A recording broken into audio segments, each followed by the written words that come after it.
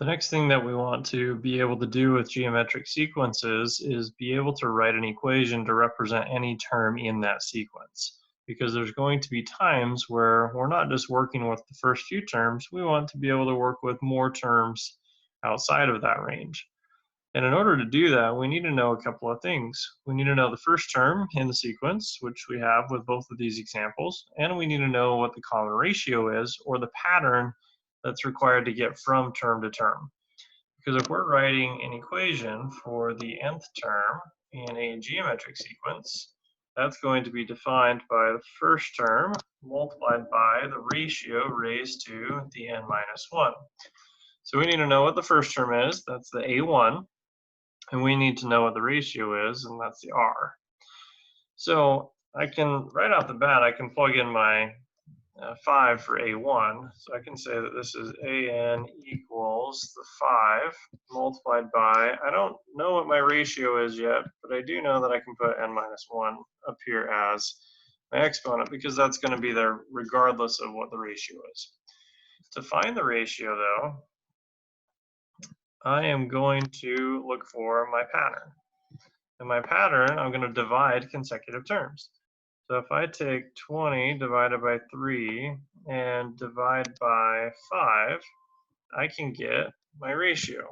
So I could either change that to a multiplication and multiply by 1/5, or I can plug that in the calculator and say 20 divided by 3 divided by 5 is going to give me a fraction of 4/3. And just to check that, I'm going to take the second value of 80 over 9, and if I divide that by the 20 over 3, I should get that exact same thing, the 4/3. And I do in this case. So because that's my ratio, or my r value, I can then take this and plug it into my equation as a 4/3 right there, and this becomes my nth term equation. So 5 multiplied by 4/3 raised to the n minus 1. And at this point, if I needed more terms, I could start plugging in n values, and I could get them using that equation. So if we look at the second one, the terms aren't getting bigger. So you might naturally think, well, how can we multiply by something and not get bigger? Well, geometric sequences are either defined by multiplication or division, and division could really be multiplying by a fraction, which is going to be the case in this one.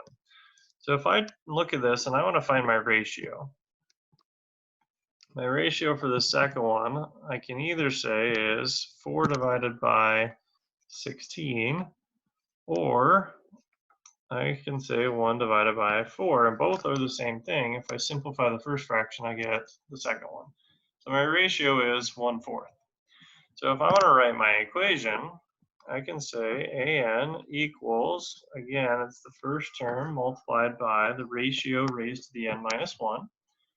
And I'm just going to plug in my values. My first term is 16. My ratio we just found was 1/4.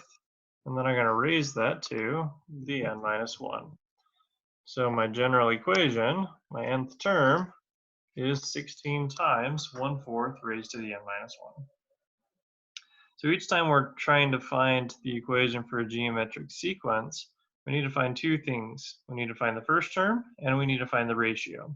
And the way we find that ratio is by dividing consecutive terms. We either take the second term divided by the first term, or the third term divided by the second term, or any two terms, divide those, and you're going to get your common ratio.